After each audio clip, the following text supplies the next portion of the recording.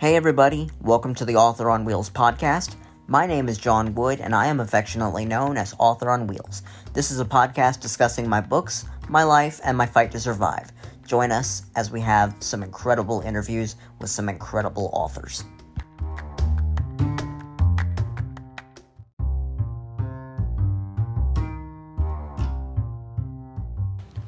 Scott Middleton is a freelance artist with a cartoon that is published monthly in 2 separate magazines. He also has illustrated, co-authored, and published a children's book called Lil Wildcat that is available on eBay, Facebook at Great Scott's Art Studio, and at local stores around Kentucky. Scott has 2 other children's books that will be coming out later this year that he has illustrated and co-wrote.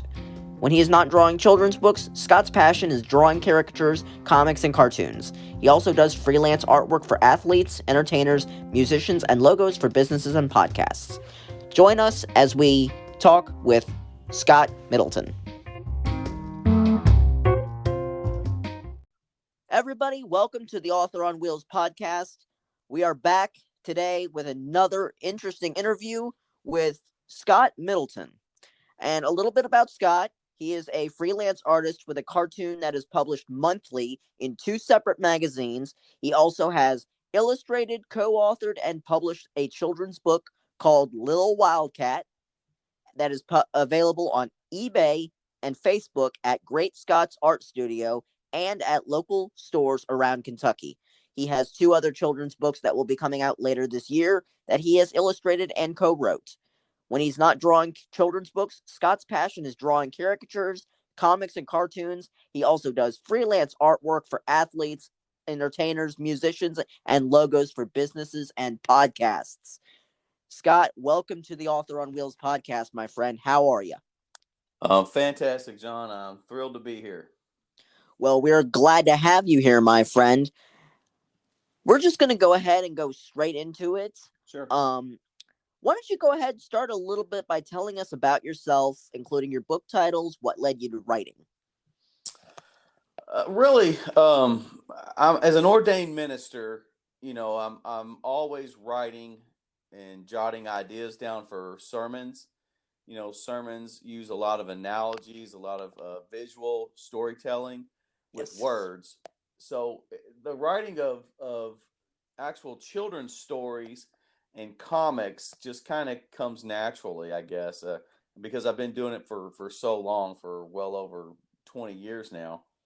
So it's just kind of comes second nature. But my passion is storytelling. I mean, I love telling a good story, but I like telling stories with meaning and purpose, that have purpose and that people could actually, benefit from. I couldn't have said it any better myself, my friend. What would you say fuels your passion for writing? I think the being able to plant that seed, being able to encourage someone, being able to uplift someone, to not really necessarily. I mean, it's always nice to entertain people, of course, but really, my overall objective in most everything I do is to plant a seed of positivity. Of course, if it's in a sermon, I'm going to relay the gospel. I'm going to plant the seed of the gospel of Jesus Christ. That's going to be the main focus of just about every sermon we do. Yes, sir. Now, sometimes, with doing a children's story or a comic strip, I may not be as completely upfront about that, although I will sprinkle it in there. Exactly. I will, it may not be the overwhelming, message, but it will definitely always work its way into the fabric of the story somehow, some way. Again, I couldn't have said it any better myself. Now, let's segue a little bit before I ask another question. Let's segue a little bit and talk about the children's book that you co-authored or that you published called Lil Wildcat. Tell us a little bit of the story behind that. Well, being from Kentucky, I'm a huge Kentucky Wildcat basketball fan. I've grown up in the Bluegrass State, and that's just John, it's a lot probably like football down in Florida. It's almost like a second religion up here. Basketball is Yes. is very passionate up here in the Bluegrass State. Just like football is down in Florida. So, um, but so there's always been that passion of the basketball. It's just been a great hobby of mine, and I just wanted to do a story, basically a children's book for Kentucky fans. I've never seen a children's book for with Kentucky basketball kind of at the helm. So that Right. was kind of the motivation for it. Was like, well, what about something that we could get? All these kids. I see tons of children who are ate up, just enthralled with Kentucky basketball. I was like, well, what can we do what can I put out there to maybe direct these kids um, with a kind of an underlying message, um, to go with basketball, kind of using Kentucky basketball as a gateway to kind of get a positive message to younger people, because this book is, I Right. have a young son who just turned 7.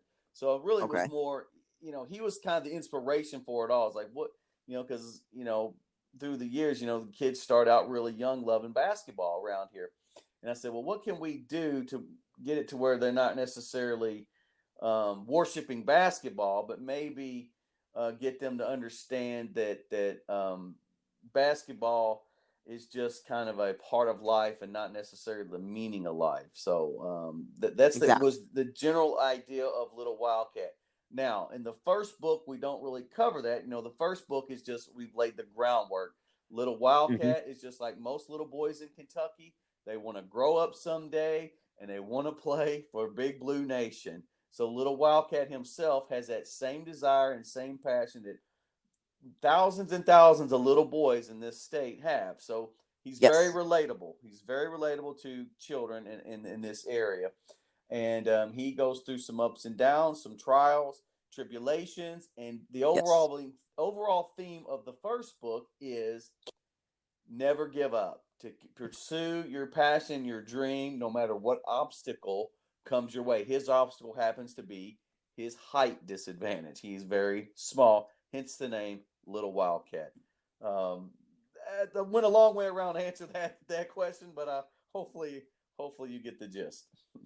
I absolutely get the gist. That was actually a very good segue into our third question for you, which is what advice would you give those listening who possibly want to write a book but are having trouble thinking of ideas or motivating themselves? And you kind of hit on that a little bit with Lil Wildcat, but segue a little bit more into that for us. John, I'm a firm believer. If you want to do something, do it. If you want to write, then write. I've had this discussion with my oldest son, who is a very talented and gifted writer. Um, and he is actually going to school right now. He's in his 20s. He just turned 21, and Hmm. he's in school right now, and he's pursuing writing, and he's doing some journalism and different things like that. But my advice to him for the past several years, his last several years in high school and then going, I said, he wants to be a writer. I said, well, then write. Then you have to write. You have to blog. You have to jot notes down. You have to, put together stories. Just Yep. write. You have to work within the field that you're passionate about. If I wanted to be a football player, well, I would lift weights and I would work out and I would play football. I would, do football drills. I would focus on football. If I Hmm. want to be an actor or a thespian, well, then I would take acting classes. I would read acting books. I would watch acting videos. I would act.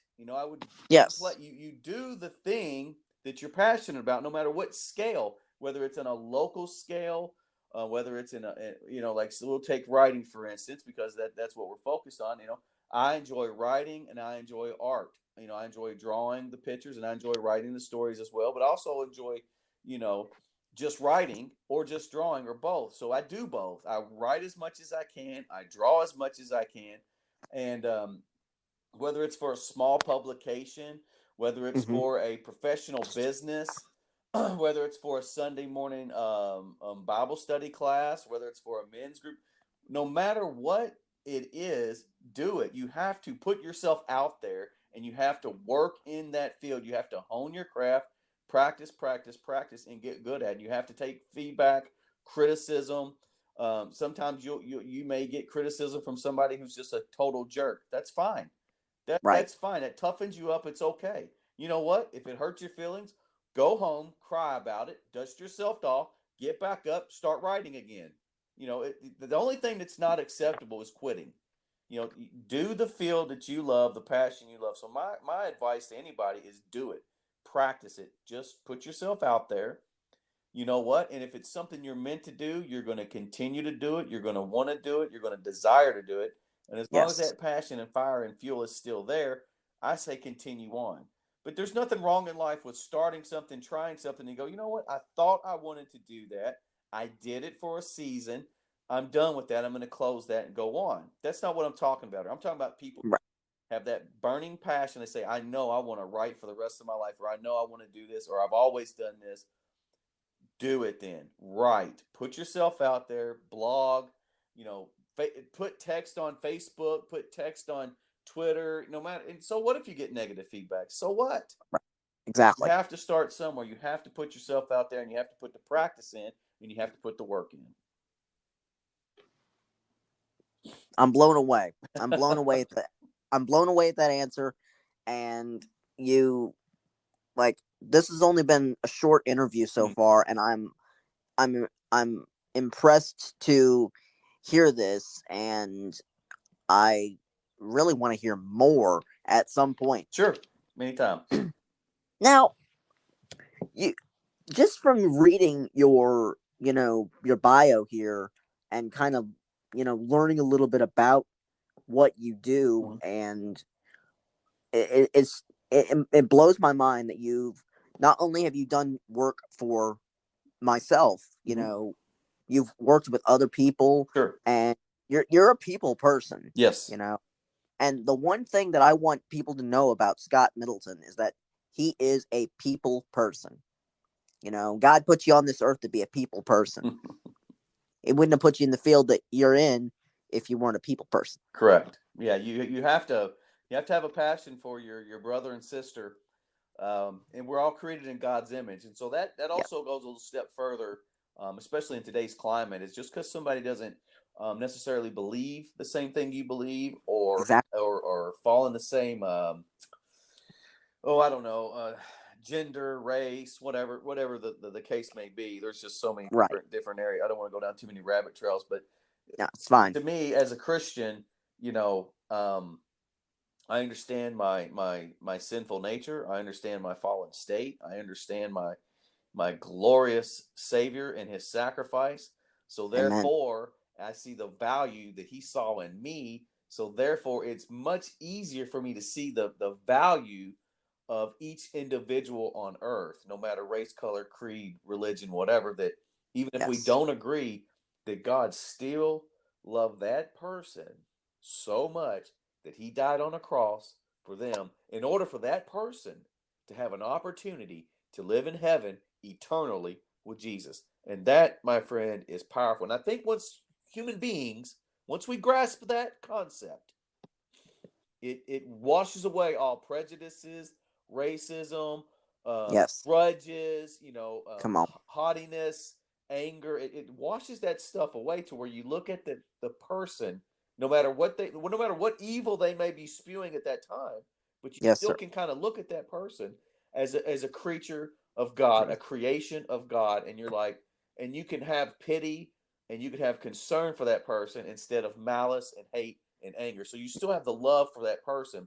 But you may pity them and you may feel so sorry for them because they may be so far gone or wrong or whatever. But you still Right. realize their value, that the same exact value that you have in God's eyes. And that's so much value that He sent Jesus to die on the cross for them.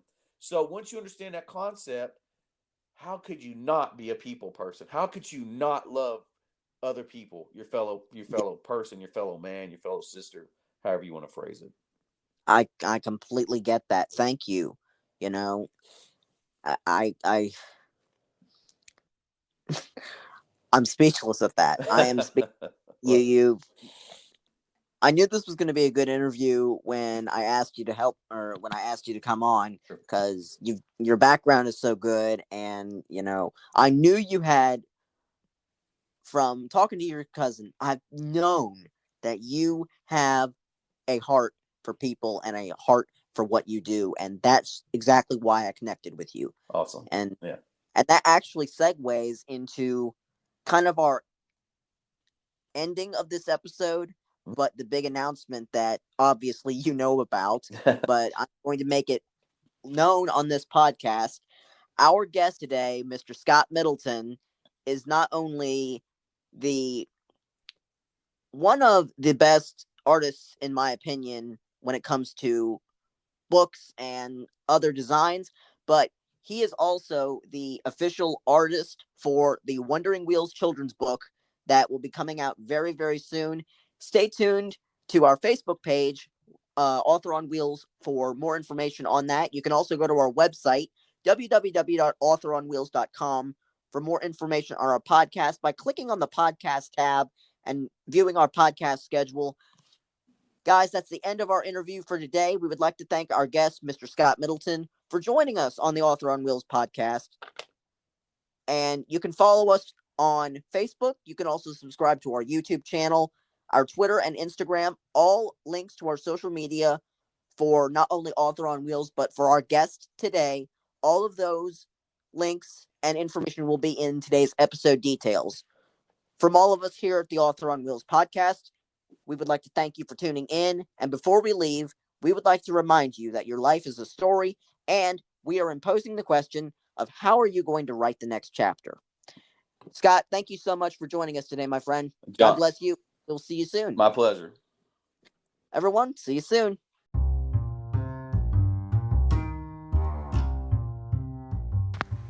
The Author on Wheels podcast would like to thank our guest, Scott Middleton, for joining us on the podcast today. Thank you so much, Scott, for what you do for not only the kingdom of God, but for those that are wanting to tell their story. Thank you so much, buddy. God bless you.